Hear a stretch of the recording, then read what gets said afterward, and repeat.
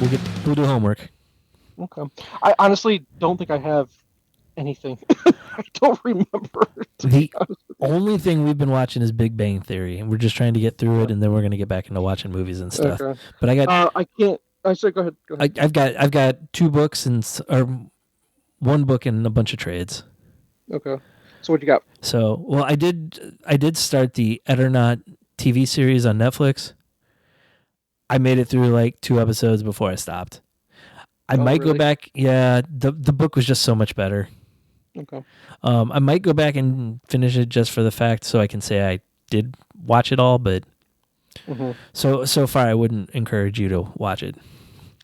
Okay. All right, so the first book, Dungeon Crawler Carl.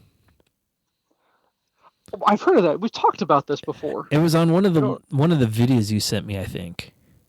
Okay. So basically, an alien group comes to Earth and destroys all the buildings and kills everybody in them. Okay. And everybody that survives is forced to go down into a dungeon where they go into an alien reality series where they're trying to get through each level. This thing's so weird. It is. Is this one of those things where I sent you where they review books? Yeah. Okay, but this isn't a graphic novel or anything, is it? No, I thought this was just a book. Yeah, it's a novel. Okay, gotcha. Okay. I picked it up before you sent that to me and had already started it, and I'm like, this sounds kind of cool, and then I got like 50 pages left, and I'm like, I don't see how they're going to resolve this. I look it up. It's the first of 8 books. He made it down to level 3 by the time it started in 2020. I'm seeing that Carl's Doomsday Scenario, Dungeon Antichrist, or Anarchist. Sorry, yeah. Anarchist, not Antichrist. Feral Gods, The Butcher's Masquerade, Bedlam Bride. These things look crazy, dude. Inevitable ruin. It's a very fun series. Okay. I don't know if I can get through 8 books of it though. Oh, really? Okay, yeah. I'm going to assume it'll become maybe a TV show at some point. Oh, I'm sure it's going to be. Okay, gotcha. I don't even remember it. I remember when you said it, but I was like, I don't remember where that came into our zeitgeist. We'll say it that way. Yeah. I just did not remember that. All right, so first trade I got, Shirtless Bear Fighter. We've talked about that. I made you read it. Yes. You found it? You found a trade of it? My library had it digitally. They also have the sequel. Hilarious. It's good, isn't it? You're going to say it's funny. It is great. I loved every second of it. It was so absurd. I'm looking it up now. Hold on. Oh, my God. I was dying reading it. I knew you would love that thing, just by the title alone. Yeah. Hold on. Shirtless Bear Fighter. I doubt. Yeah, no. Not at all. Can't get it from my library. How come St. Charles has everything and I can't get shit? I hate that so much. Because St. Charles would be into something called Shirtless Bear Fighter. All I need to do is just get your library card number, right? Because all you do is just through the online website. Okay, I'll get your card number one of these days. I'll give you the St. Louis County one so you have access to both. Okay. Why should we not both have it? You know what I mean? It's just library books, man. I get it. Tax money. I get it. Yes, I get it. But still, man, that's hilarious. I can't believe your library had it. That's hilarious. Then they've got the second book. I just got to go read it now. I can't believe there's 2 books worth of it. Not only, I don't remember, what's the premise of it? Even I don't even remember that part. The Shirtless Bear Fighter actually moved away from the bears, but the bears are coming into the cities trying to take him over. So the FBI goes out to recruit him to fight the bears. So ridiculous, dude. That is beyond ridiculous. But it's the greatest thing ever. Oh, I knew you. That's right up your alley, man. For when it's weird and funny, that's right up your alley. There was another one I found when I was looking through it, trying to find it. Let me see what this was. Oh, Grizzly Shark. I thought I told you about that one too. Did you tell me about that one too? I could have swore I did, but maybe I did. Who knows? Yeah. I don't know at this point. It's an image book from Ryan Otley. Oh, yeah. There you go. Nice. Yeah. Okay, hold on. Grizzly Shark. Let me see if I can get Grizzly Shark. I can't get Shirtless. Let me see if I can get Grizzly Shark. Tell me about this one. Is it worth it? I haven't gotten to it yet. It's in my favorites to read at some point. I cannot get Grizzly Shark. So how'd you get Grizzly Shark? Is that through your library as well? Digital version? Yep, the digital version too. I can get a book called I Survived the Attack of the Grizzlies from 1967, and it's volume 5. Now, ask me, can I get volumes 1 through 4? No, probably not. Yeah. But I can get volume 5. Yeah. What?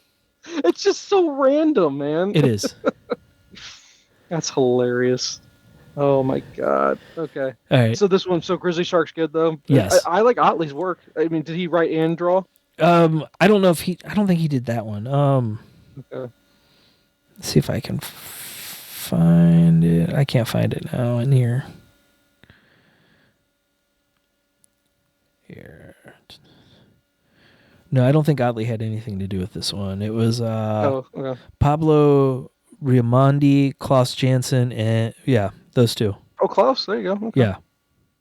All right. No, the cover of the book says totally different people than those two. It says Jody Lemup, Sebastian Grinner, and Nil Vindrel. I have no idea, man. Neither do I. Oh my god, that's hilarious, dude. That's too funny. All right, next one. It's called Time Before Time. It's by Declan Shavley. It's about. I can tell you, there's 6 volumes of it. Yeah, I know. I've only done the first one. Okay.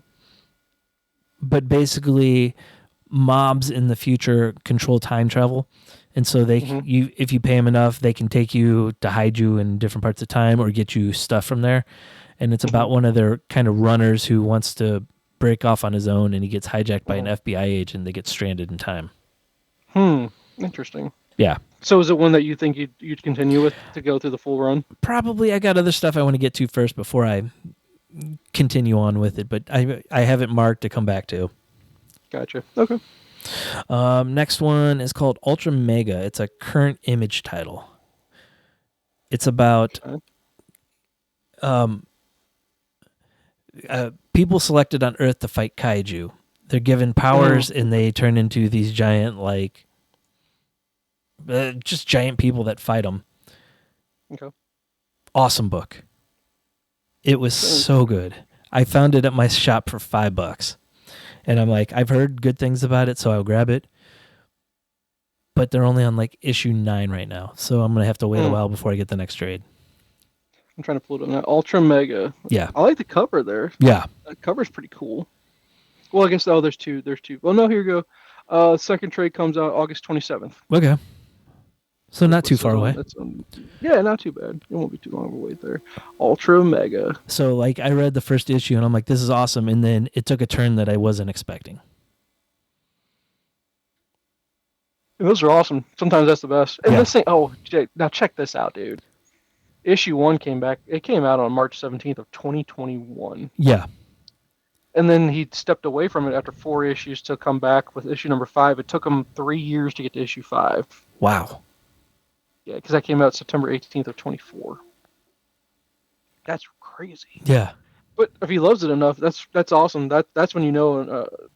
I'm going to assume. Well, no, I can't see the name on there because James Herron is the writer. Herron, yeah. And Dave Stewart is the artist. Dave Stewart sounds familiar. What else has he drawn? I don't know.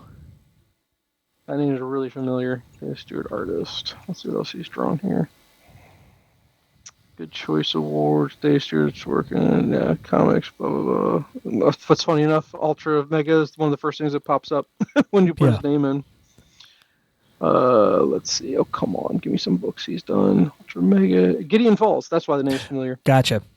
Yeah. And Tenement. So that Bone Orchard thing we've talked about a few times. Yeah. So all right. He's familiar. But yeah, no, that sounds really cool. The fact that you told me it took a turn that you weren't prepared for. I mean, it seemed like a pretty simple premise, but then when you kind of tease it to say, hey, that's not really what you think kind of thing. Yeah. So, interesting. Very interesting. Yeah. I'll have to keep my eye out for it. Next one was Beta Ray Bill, Argent Star. Okay. What made you want to read that one? It's written by Daniel Warren Johnson. Oh, of course. Yes. Of course. That's why you. And so, all of his other books, it's got secret emotional value to the book. It's about Bill trying to accept himself. Okay. So, really good book.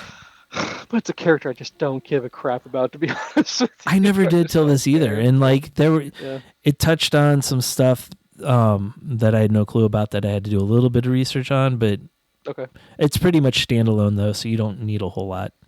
It's got Scourge and Pip the troll as his like companions on his journey, and they're hilarious. It just sounds so weird. Yeah. It does sound really weird. It does. Okay. All right. Next one is called The Silver Coin. It's an image anthology series. It's a horror book. It's all these different stories throughout time are tied together by this one coin that the main character always ends up with. Tinian does one of the stories in it. It was really good.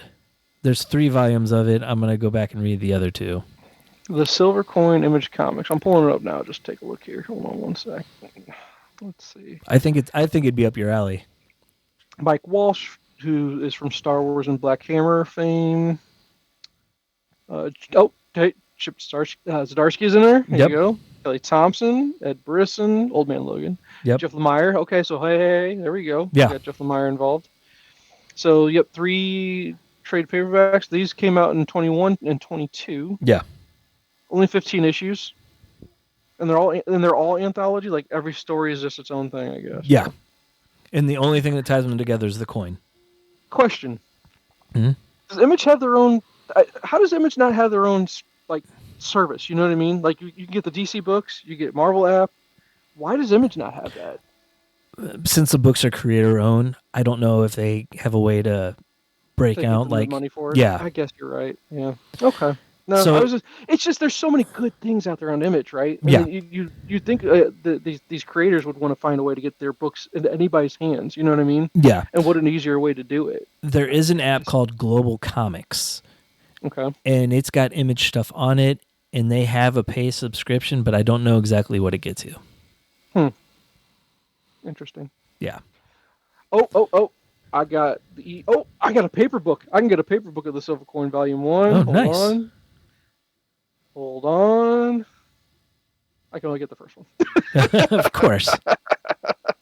Hold on, I'm trying to find out. Maybe I didn't click at the right place, but I could definitely get the first one in paper, and I was hoping to see if I can find. Otherwise, I can get all 3 on as an ebook. Yeah. I just have to rip the iPad out of my child's hand to get access to an e-reader. Good luck. Right? Exactly. Yeah. Exactly. No, that sounds really good. Yeah. Very interesting. So, okay. So, and then I started All-Star Batman. So I finished Volume 1, My Own Worst Enemy. Mm-hmm. I don't know what to think of it. It was a cool... The art's beautiful. Yeah, John Romita Jr. But I know it's not like Batman canon, but it... Like, some of the stuff that was happening just kind of took me out of the story at times because I'm like, this just seems weird. I have volumes 2 and 3, so I can read those, and I'll probably read them and then decide if I need to get the rest of it. I wasn't a huge fan of it, to be honest with you. It just wasn't me. Yeah. It just wasn't for me. I don't know why. Because I love Snyder. Right? Yeah. It just didn't ring with me. It just didn't. And that's okay. Not everything by a writer's going to hit every single time. Except for Lemire. Except for that guy. But it's still like, I like looking at it, and it's not the worst thing either. It just wasn't for me. That's all. Yeah. And then the last trade I have is called Dawnrunner. It's by Ram V. It's a Dark Horse book, and it's another humans fighting kaiju. Okay. They build giant mechs to fight them. But it's also a reality TV show where like everyone watches the battles. And the newest robot suit is a little bit different, and it's got the Star Fighter in it. But you come to find out that they put the AI system is actually a human brain, and so the interesting. The woman pilot and the brain of the guy kind of mesh together, and they're going back and forth between the two of them. Yeah. Hold on one second. What? Why do you need a pen? I didn't get a pen. Why do you need to ask me for a pen?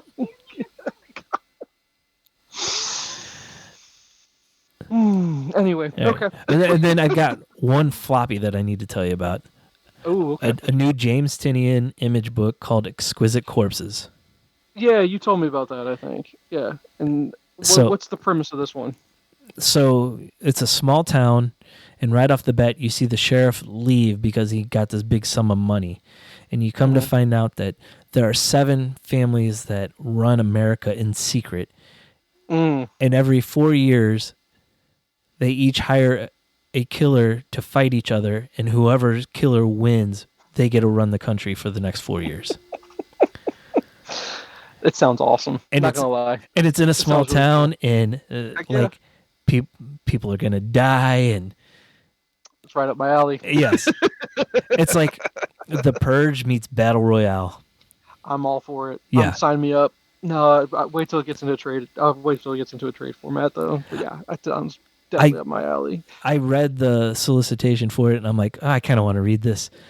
And then it wasn't at your pool list is going to get out of hand, sir. Your pool list is going to get ugly again. Well, the good thing. To go back to those days? Are you going to go back to those days? No, like we've cut most of the X-Men books out right now because they're just not good, and everything else I'm getting is miniseries for the most part. So they expire, another one comes. Where's the space? Where's the space? Where are you putting them? Where are the floppies going? No, that's the problem. Well, where are the trades going? You're running out. You don't even have any more bookshelf space out that I'm aware of. Oh no, no! My wife's mad at me because I got stacks of books on the shelves now. I told you, dude. Yeah. Oh my goodness. As far as my homework, the only thing I finally sat down. This is the most old man thing ever, and I'm like, I hate being in my 40s. So what night was it? It was like either Monday night or Sunday going into Monday. I can't remember, but I had the worst case of acid reflux I've ever had in my life. So I couldn't sleep. So I woke up with it, and I woke up at 1 a.m. I'm like, okay, whatever. So, but I popped on Shoresy because I had not watched season 4. Yeah. So I'm behind. It makes me so happy, Jay. The show is just. I'm not done with it. I'm probably like 3/4 of the way through. Yeah. It's just.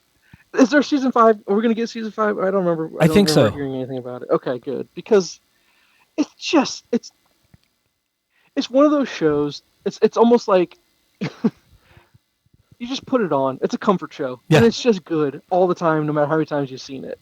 One of those things, right? Yeah. Oh, and there's a lot of heart to that show too. There's a ton of heart, even though it's weird and it's vulgar at points, Yeah. But it's still really, really good at the heart of it. Oh yeah. So. I'm really enjoying season 4 of that, and I honestly don't remember if I actually watched a single movie this past week, which is weird. Did you didn't watch a movie either, huh? No. Yeah, I don't remember watching anything. I finally got. I am just now starting. I got into the Rebirth of Green Lantern on my big Green Lantern run. I'm getting caught up on. Yeah, I have finally made it to Rebirth. So, in which. It's weird because I feel like there's a book I'm missing in my run where something just got left out, and I don't know how we got to where we got to, and it's really weird. But it's just an undertaking, man, and it's getting to the point where I'm flipping a lot, where I'm just like, okay, this is the story's kind of boring, so let me just click through this real quick. I'll look at the art and kind of get caught up that way. Yeah. But I haven't read it, but I will tell you it is being delivered at some point. I'd say this weekend, I think, is when I'm getting it. And I ordered an actual book with no pictures in it. Yeah. It is a Life of Chuck. I am going to read that because I've only heard, because the movie is getting such rave reviews, and I think I might want to watch that movie at some point. Yeah. But I wanted to read the book, and because I also heard it's a short story too, and so it shouldn't take very long to get through it. Did you pick that up, or are you aware of it? Have you heard of it? Are you reading it? Have you read it? I've not read it. I'm aware of it.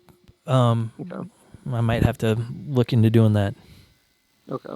And I just got it because I don't know. I don't remember if I even looked at it's probably through the library, but I don't know if I could have gotten it right away, kind of thing. Yeah. Maybe I could have. But it's just because I've heard the movie. I will give my reasoning for it is because it just sounds so uplifting, and I'm like, I really am in the mood to read something very uplifting. I really hope it and they're saying it's one of his best works since Shawshank, as far as a short story. And I'm like, well, man, I hope it's as good as people are hyping it up to me, and I'm hoping it's not getting overhyped. Yeah. So, We'll see. I figured if I'm going to dip in my if I'm going to take a run at an actual book that actually doesn't have pictures in it, I'm going to go with this one, and I'll let you know how it is. I'm hoping it doesn't take very long for me to get through it. So that's on my list, and then I'm thinking about. I haven't done it yet. I'm thinking about possibly starting a book without pictures in it, and it's called what was it? Red Mist Rising or the Mistborn series. Have you heard about these? The sci-fi thing. Yeah, I have. I don't know who. Is it Mistborn? I'm gonna write Mistborn series or whatever it's called. Or what's it called? No, see, that's Brandon Sanderson. It's not. I don't think it's a Brandon Sanderson book. Okay. Although I do see a woman holding up saying that does say Mistborn on it. But I don't know if they're one and the same. Maybe it's Red Rising. Red Rising trilogy. Here you go. Okay. By Pierce Brown. Have you heard of this thing? I've heard of it. Yeah, I don't know much about it though. Here, hold on. I've seen, like, when I watch those clips I send you every now and then, they're just books to read. Yeah. This thing seems to be the one. And then the overview that's on Google about it says it's from 2014, so it's been out forever. Yeah. Forever, Jesus. But whatever. It's the first book and eponym of the series. I don't know what that means, but I have to look that up. I'm not afraid to admit I don't know what that word means. The novel is set in the future on Mars, follows low-born miner Darrow as he infiltrates the ranks of the elite Golds. Red Rising has received generally positive reviews. That's all it says. That doesn't really give us much, I don't think, to go off of. But I guess it's a trilogy, and I've heard it's really, really good. And so I'm kind of wanting to check it out. You've got me curious now. And it's saying it's a mature young adult novel that could be considered a new adult book. I don't know anything about it though. I really don't. Yeah. But it's been so highly recommended. I'm kind of wanting to check it out. But Pierce Brown has a bunch of books on here apparently, and I guess he's been writing. I don't know which ones of these kind of fall into that series. Yeah. But it's called Red Rising books 1 through 3. So there you go. It wouldn't take very long to get through it all, I guess. But when you type in the Red Rising series, I'm seeing 5 books. And then another one has 6 books on it. So I really don't know, Jay, how many books are in that series. So I don't want to recommend something that would take you to take forever. It's almost like undertaking Game of Thrones. I hope it's not like that. Yeah. But I don't know. I don't even know how many pages. I'm trying to pull up how many pages to see if it'd be a quick read or not. But yeah, 6 books. I'm seeing so far 6 books in the series. It doesn't tell me how many pages there are on that one. Yeah, it's okay. But anyway, hearing it's very popular. I think it'd be right up your alley, though. Yeah. Yeah, I'll check it out. Let's see.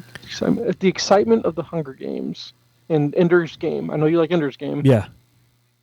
And it rises above a crowded dystopian field, like we were talking about earlier. The dystopian apocalypse world. It's just what everything seems to be about. But people that read this usually read Hail Mary, Project Hail Mary. Okay. And I go, okay, now we're talking. Yeah, I'm in. Yeah, for sure. So we'll see. I don't know. I'll have to get around to it at some point. But that's all I got for you. Like I said, it'd take too long, and I got to get going here in a little bit. But just quick 2 seconds on Money in the Bank. I don't know if you followed. I don't know if you watched it or not. Did you take a look at it? I didn't watch it. I saw the results of it. Yeah. Okay.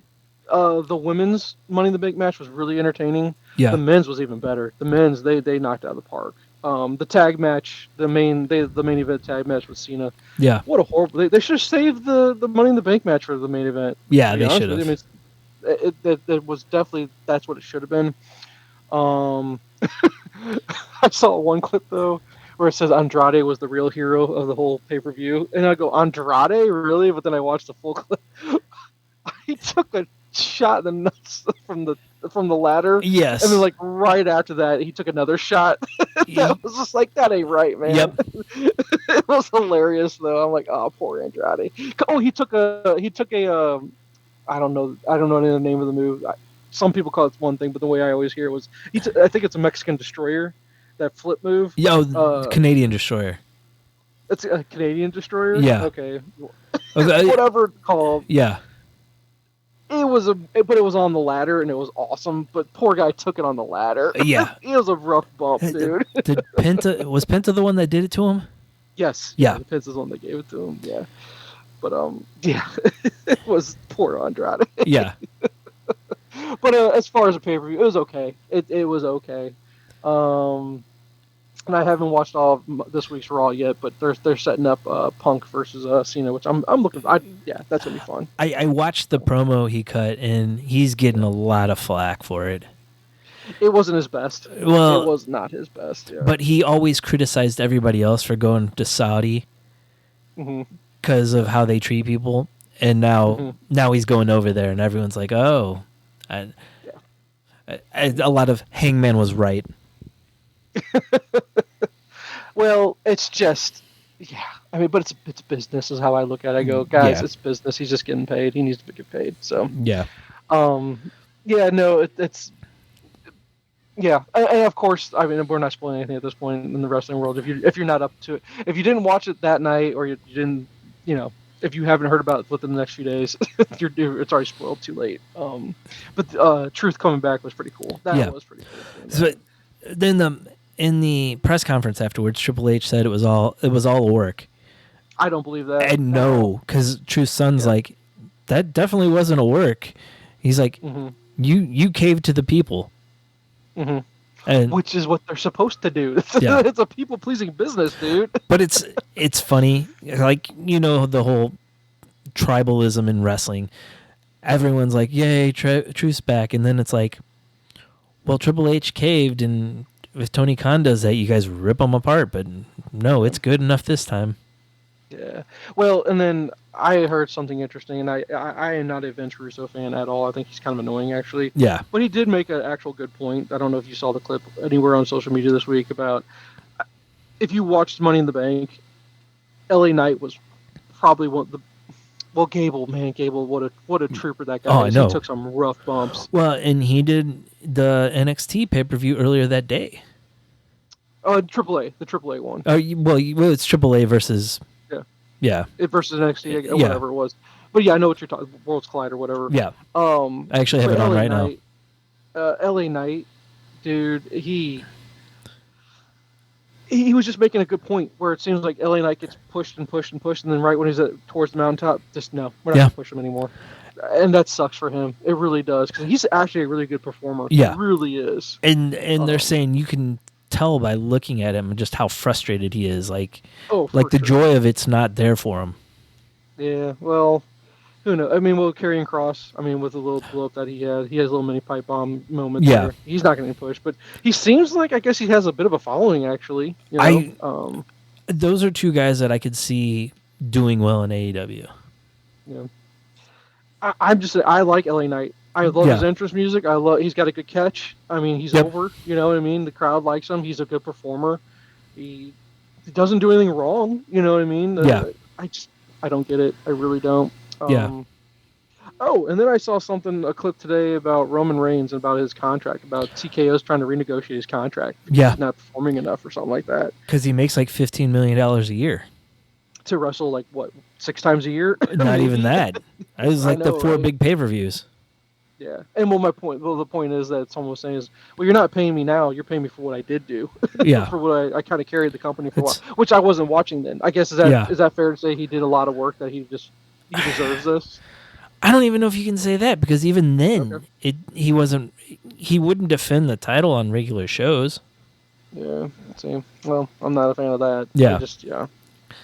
But yeah, no, ups and downs, ebbs and flows, of wrestling. But it was enjoyable. Money in the Bank was enjoyable, and then King of the Ring, the tournament's already starting. Yeah. NXT just seems to have so much talent. It's hard to get them all up there, though. And the women's division is just so talented. They're stacked right now, man. They got a lot of good talent.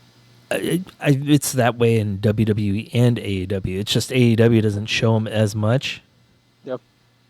But like Roxanne Perez, she's really good. She is. She's great on the mic. Except for Lyra Valkyria, I'm done. I've tapped out. She's boring to me. I could not be more bored by her. But everybody else, Vicar, Stephanie Vicar's awesome. She's a really good wrestler. Just a good wrestler. Yeah. Ripley's she's still killing it. Yeah. I like Julia a lot. Super over.